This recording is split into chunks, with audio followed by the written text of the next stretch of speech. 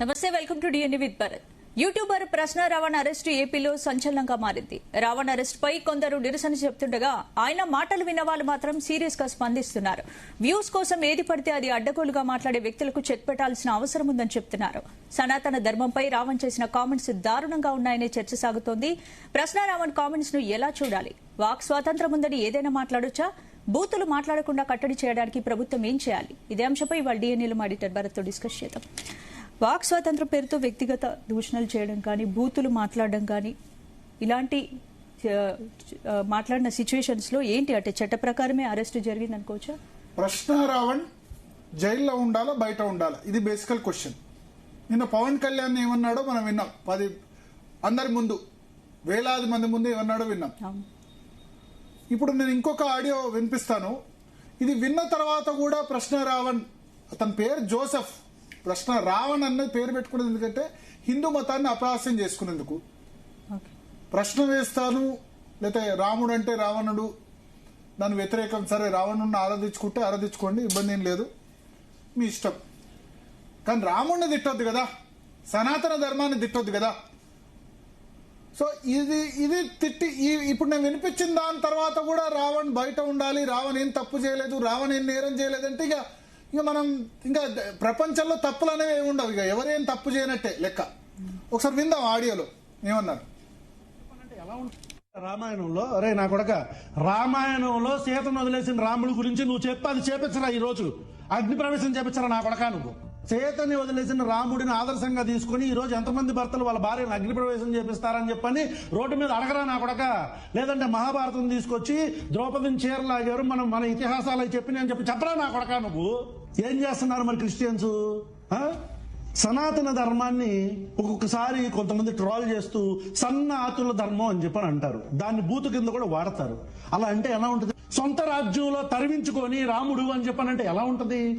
రాజ్యం పోండి అని చెప్పని తరిమించుకొని అడవిలో అడుక్కు తిని పెరుగుతారు, చచ్చిపోతారు. ఎప్పుడో సంవత్సరానికి కూడా ఒక్కసారి నార్థన్ స్టేట్స్ లో ఆ బొగ్గాళ్ళు మాట్లాడుతున్న హిందీ గురించి మేమెందుకు బాధపడతాం? రామాయణంలో, అరే నా కొడక. సో రాముడు గురించి, రామాయణం గురించి ఏం మాట్లాడో మనం విన్నాం. సనాతన ధర్మం గురించి నేను ఆడియో వినిపిస్తాను. ఎగ్జాక్ట్లీ సనాతన ధర్మాన్ని ఏమన్నాడో మీకు అందరికి అర్థం కాదు, నేను అది ఉచ్చరించలేను. మరొకసారి క్షమాపణ చెప్తున్నా. ఈ రావణ్ ఏదైతే నిజంగా రావణుడే.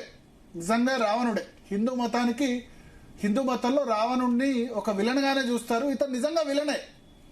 అతను ఏమన్నాడు అంటే, ఇప్పుడు మళ్ళా కరెక్ట్ గా నేను ఇది వినిపిస్తున్నందుకు క్షమాపణ చెప్తున్నా, మీకు క్షమాపణ చెప్తున్నా, తర్వాత జీ తెలుగు ప్రేక్షకులందరికీ కూడా క్షమాపణ చెప్తున్నా. ఎందుకంటే ఇంటెన్సిటీ అర్థం కావాలి. ఎందుకు రావణ్ అనే వ్యక్తి జైల్లో ఉండాలి? రావణ్ కాదు, అతని పేరు జోసెఫ్.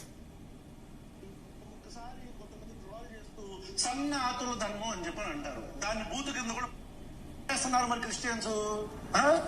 సనాతన ధర్మాన్ని ఒక్కొక్కసారి కొంతమంది ట్రోల్ చేస్తూ సన్నాతుల ధర్మం అని చెప్పని అంటారు. దాన్ని బూతు కింద కూడా వాడతారు. ఇది మాట్లాడు, సనాతన ధర్మాన్ని ఇట్లా మాట్లాడుతున్నాడు. ఏం చెప్పాలి? బయట ఉండాలా, జైల్లో ఉండాలా? సో సనాతన ధర్మం అంటే అతను is a practising Christian, no అభ్యంతరం లేదు. జోసెఫ్, నీ పేరు Joseph. We respect holy Quran, we respect holy బైబిల్ని మేము గౌరవిస్తాం, జీసస్ ను గౌరవిస్తాం. మీరు మా మత దేవుళ్ళని గౌరవించండి, మా మతాన్ని గౌరవించండి. సనాతన ధర్మాన్ని పట్టుకుని ఎట్లా అన్నాడో నా నోటికి రావట్లేదు మాటలు. అట్లా అన్న వ్యక్తిని ఇంకా సపోర్ట్ చేస్తే, రావణ్ అనే వ్యక్తిని, రావణ్ కాదు జోసెఫ్ అనే వ్యక్తిని సపోర్ట్ చేస్తే నిజంగా క్రిస్టియన్స్ కూడా సపోర్ట్ చేస్తారో మీరు ఆలోచించండి. దయచేసి క్రిస్టియన్లకు నాకు విజ్ఞప్తి.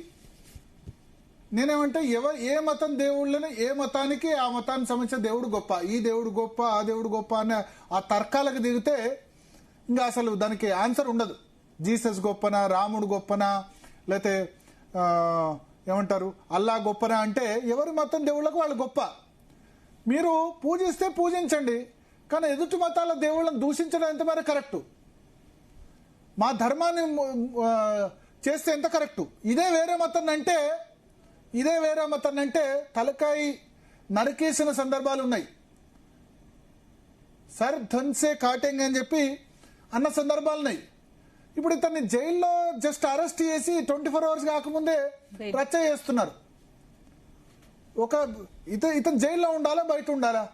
ఒక హిందువుగా కోపం రాదా? ఆలోచించండి. హిందువుగా మాకు కోపం రాదా? 85% మంది హిందువుల తరపున మీడియా మేము మాట్లాడొద్దా?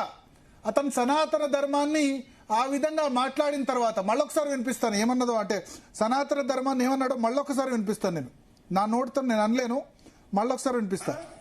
సనాతన ధర్మాన్ని ఒక్కొక్కసారి కొంతమంది ట్రోల్ చేస్తూ సనాతన ధర్మం అని చెప్పని అంటారు. దాన్ని బూతు కింద కూడా వాడతారు. అలా అంటే సనాతన ధర్మాన్ని ప్యూబిక్ హెయిర్ తో ఆయన పోల్చాడు. నేను తెలుగులో చెప్పలేకపోతున్నా. సనాతన ధర్మాన్ని ప్యూబిక్ హెయిర్ అని అంటున్నాడు. ఇంకేం చేయాలి? ఇట్లా మాట్లాడిన వాళ్ళు కూడా బయట ఉంటే సమాజానికి మంచిదా? ఇక ఇది నేరం కాకపోతే ఇంకేం నేరం? ఇది నేరం కాకపోతే ఏది నేరం చెప్పండి? ఏది నేరం? ఇటువంటి వ్యక్తులు బయట ఉండాలా, లోపల ఉండాలి? నేను దయచేసి వైఎస్ఆర్ కాంగ్రెస్ పార్టీని అడుగుతున్నా, మీకు పవన్ కళ్యాణ్ మీద వ్యతిరేకత ఉంటే వేరే విషయాల్లో ఏమని అనుకోండి. మీరు మా హిందూ మతాన్ని కించపరిచిన వ్యక్తిని సపోర్ట్ చేయడం నాకు అస్సలు నచ్చలేదు. జగన్ నాకు నిన్న చాలా నచ్చింది. హే రామ్ అనుకుంటూ లేచాడు ఆయన. హే రామ్ అనుకుంటూ లేచాడు జగన్ క్రిస్టియానిటీ ఫాలో అయినప్పటికీ తిరుమల తిరుపతి దేవస్థానం దర్శనం చేసుకున్నాడు, సంక్రాంతి ఫెస్టివల్ చేసుకున్నాడు, అన్ని చేసుకున్నాడు. కానీ వైసీపీ వాళ్ళు రావణ్ ఎందుకు సపోర్ట్ చేయడం? అంటే మీరు ఇక్కడే మీకు ఇబ్బంది అవుతుంది. ఇది ఆలోచించండి. వైసీపీ ఎందుకు వెనకేసుకు రావాలి జోసెఫ్ ని? ఇంత ఘోరంగా సనాతన ధర్మాన్ని అవమానించాడు, వ్యూస్ కోసం నాకు నిజంగా చెప్తున్నా, నాకు కళ్ళలోకి నీళ్లు వస్తున్నాయి. అతను ఏం చేయలేకుండా ఇంకా అసలు చట్టం రాజ్యాంగం ఉందా? ఇంత దారుణంగా మాట్లాడిన వ్యక్తిని, సనాతన ధర్మాన్ని పట్టుకొని ప్యూబిక్ హెయిర్ తో మాట్లాడిన వ్యక్తిని ఇంకా మనం ఏం అనొద్దంటే ఇంకా అతనికి సపోర్ట్ గా వీడియోలు చేసేవాళ్ళు ఇంకేం చెప్పాలి? దీనికి సమర్థించే వాళ్ళు మరి క్రిస్టియన్ మత దేవుళ్ళని తిట్టలేదంటే తిట్టిన వాళ్ళని డెఫినెట్ గా జైల్లో వేయండి, కేసులు పెట్టండి వాళ్ళ మీద. జీసస్ ని తిట్టిన వాళ్ళని, అల్లా తిట్టిన వాళ్ళని డెఫినెట్ గా కేసులు పెట్టండి, జైల్లో వేయండి. ఎక్కడో దగ్గర స్టాప్ కావాలి కదా. ఇది మతాల మధ్య ఏమంటారు, మతాల మధ్య కల్లోలం సృష్టించడం కాదా? ఒక ఉదయనిధి స్టాలిన్ సనాతన ధర్మం వైరస్ అంటేనే అదన్నాడు. సనాతన ధర్మాన్ని పట్టుకుని ప్యూబిక్ హెయిర్ తో చేస్తే సన్న ప్యూబిక్ ధర్మం అంటే, సన్న ప్యూబిక్ హెయిర్ ధర్మం అంటే ఇంకేం చెప్పాలి? ఇప్పుడు ఇతన్ని కూడా సమర్థించే వాళ్ళు తయారైనారు లోకల్లో.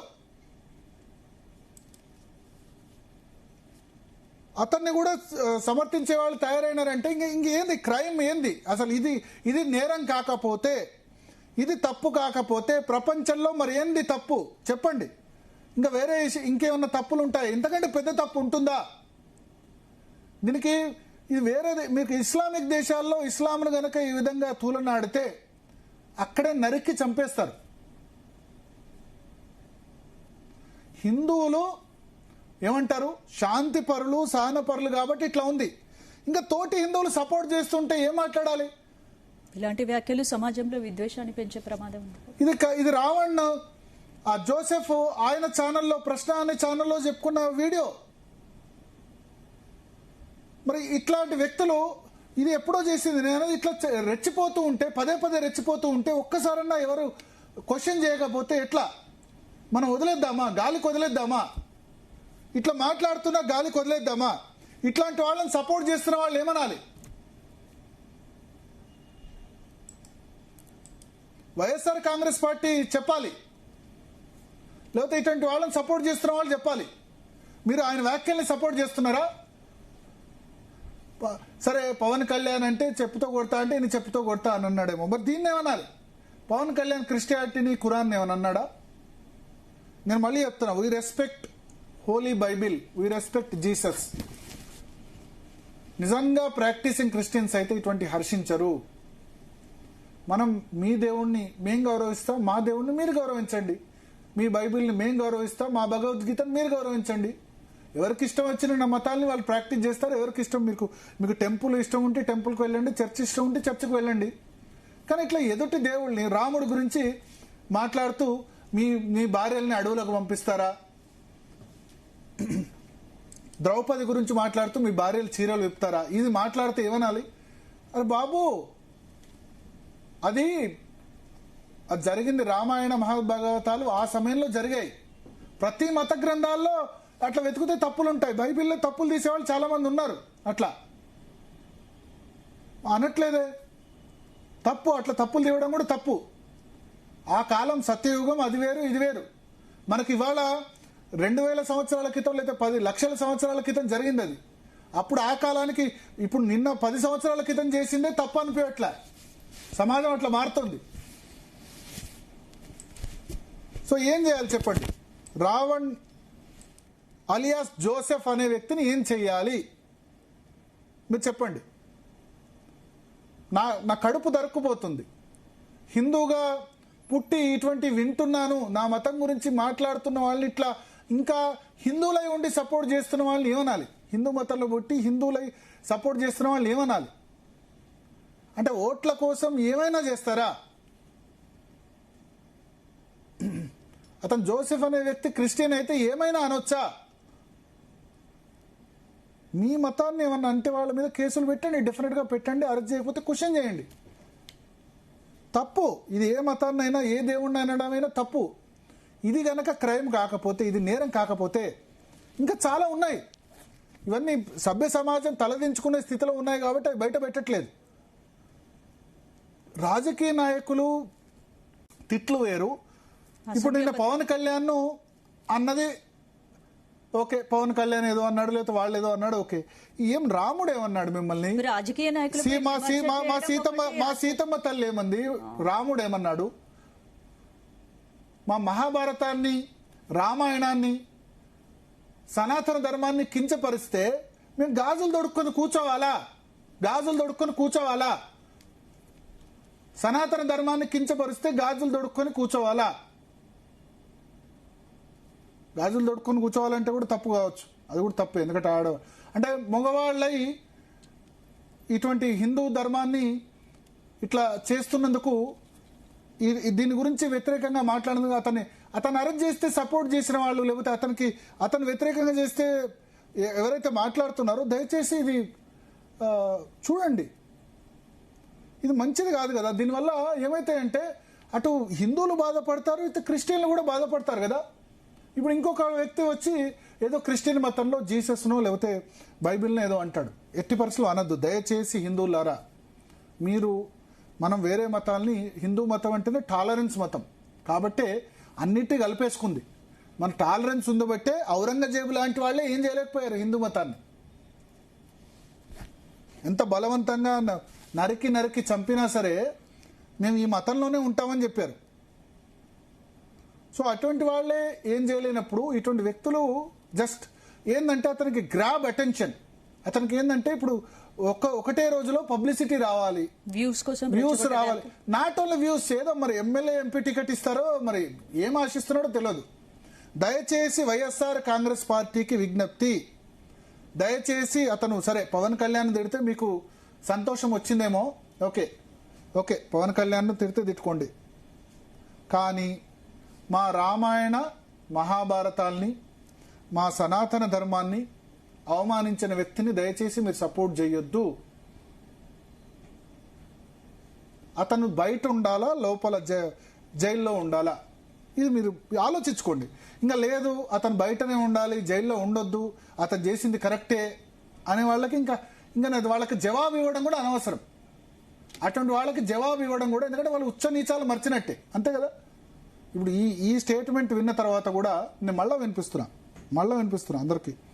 అతను ఏమన్నాడు మళ్ళీ వినిపిస్తా. ఎస్ పీసీఆర్ ఒకసారి ప్లే చేయండి. ధర్మాన్ని ఒక్కొక్కసారి కొంతమంది ట్రోల్ చేస్తూ సన్న ఆతుల ధర్మం అని చెప్పని అంటారు. దాన్ని బూతు కింద కూడా వాడతారు. అలా అంటే ఎలా ఉంటుంది అని అంటాడు. చెప్పండి. So I leave it to their wisdom. ఎవరైతే అతన్ని సపోర్ట్ చేస్తున్నారో వాళ్ళ ఏమంటారు, సపోర్ట్ చేసే వాళ్ళు చాలా తక్కువ మంది, బట్ వాళ్ళ విజ్డమ్కే వదిలేస్తున్నా. బట్ ఒకటే విజ్ఞప్తి, క్రిస్టియన్లు లేకపోతే హిందువులైనా ఎవరైనా ఎవరి మతాన్ని వాళ్ళు ఆచరించుకోవచ్చు. బట్ ఇంకొకళ్ళ మతాన్ని కించపరిచే హక్కు, ఇంకొక మత దేవుళ్ళని కించపరిచే హక్కు ఎవరికి లేదు. అది ఎవరు చేసినా తప్పే. దాంతో నేను ముగిస్తున్నా. ఇంకా ఈ రావణ్ అలియాస్ జోసెఫ్ నిజ స్వరూపం ఏందో దయచేసి క్రిస్టియన్స్ మీరే బుద్ధి చెప్పండి. ఎందుకంటే దీనివల్ల ఏమవుతాయంటే ఇష్యూస్ ఇంకా పెరుగుతాయి కదా, అంతే కదా. ఇప్పుడు మీ మతం మీద ద్వేషం పెరుగుతుంది కదా. రాజకీయ నాయకులపై విమర్శ చేయడం వరకు అసభ్య పదజాలాలు, సనాతన ధర్మాన్ని కించపరిచే రాజకీయ నాయకులకు తిట్టితే సరే, రాజకీయ నాయకుల పార్టీలకు ఫ్యాన్స్ వస్తేమో హిందూ మతం ఏం చేసింది, సనాతన ధర్మం ఏం చేసింది, రాముడు ఏం చేశాడు, మా సీతమ్మ తల్లి ఏం చేసింది. హిందూ మతంలో ఉన్న వాళ్ళందరూ సీతమ్మ తల్లిలాగా మనం అడవులకు పంపాలట, ఏదేదో మాట్లాడుతున్నారు. ఎందుకు అడవులకు పంపారు? అడవులకు ఆయన కూడా పోయాడు. రాముడు, శ్రీరాముడు, ఆయన కూడా రాజ్యాన్ని వదిలి 14 సంవత్సరాలు వనవాసం పోతా అంటే మీతో పాటు నేను కూడా వస్తాను సీతమ్మ తల్లి ఫాలో అయింది. దాంతో ఆయనతో పాటు భరతుడు కూడా ఫాలో అయినాడు. అన్న లేనిది నేను ఉండలేను, నాకొద్దు అని చెప్పి. ఆయనతో పాటు లక్ష్మణుడు ఫాలో అయినాడు. భరతుడికి పట్టాభిషేకం చేశారు. సో రాజ్యాన్ని వదిలి తండ్రికి ఇచ్చిన మాట కోసం చేసిన శ్రీరాముడిని పట్టుకొని ఇట్లా మాట్లాడితే, అంటే రావణ్ కాబట్టి నువ్వు రాముడికి వ్యతిరేకంగా మాట్లాడతావు. ఇంకా కొద్దిమంది రావణుడు దళితుడు, రావణ బ్రహ్మ, రావణుడు బ్రాహ్మణుడు, శ్రీరాముడు క్షత్రియుడు. బ్రాహ్మణుడు అయితే తప్పు చేస్తే దాన్ని ఆరాధిస్తారా? రావణ్లో ఆ పేరు పెట్టుకొని మాక్ చేస్తున్నాడు. జోసెఫ్ అనే వ్యక్తి రావణుడు పేరు పెట్టుకుని రాముడిని మాక్ చేస్తే, సనాతన ధర్మాన్ని మాక్ చేస్తే, ఇంకా సైలెంట్గా ఉండాలంటే ఉంటాం. ఇంకా సో ఇంతకంటే ఇంకా ఏమంటారు, అది విన్నప్పటి నుంచి నా రక్తం ఉడుకుతుంది. ఎందుకు ఇటువంటి వాటికి టైం వేస్ట్ అని అనుకోదు. బట్ ఎవరో ఒక్కళ్ళన్నా మాట్లాడాలి కదా. జర్నలిజం వచ్చిన తర్వాత, మీడియా అన్న తర్వాత ఇటువంటి వాటి తప్పు అని చెప్పాలి కదా. తప్పు అని మనకెందుకులే అని వదిలేయచ్చా? వదిలేయరాదు కదా. డెఫినెట్గా we are for India. Zee Telugu news is for India, India first. We are for Hindu religion. 80% హిందువుల కోసం మేము ఖచ్చితంగా నిలబడతాం DNA షోలో. అందుకని డెఫినెట్గా నన్ను ఇంకేమన్నా అనుకోండి, but I'm for India, I'm for Hindu religion. ఇతర మతాలను కూడా మేము గౌరవిస్తాం. 80% ఉన్న హిందువుల గురించి డెఫినెట్గా మాట్లాడతాం. ఓకే భరత్, నెక్స్ట్ టాపిక్ లోకి వెళ్ళే ముందు DNA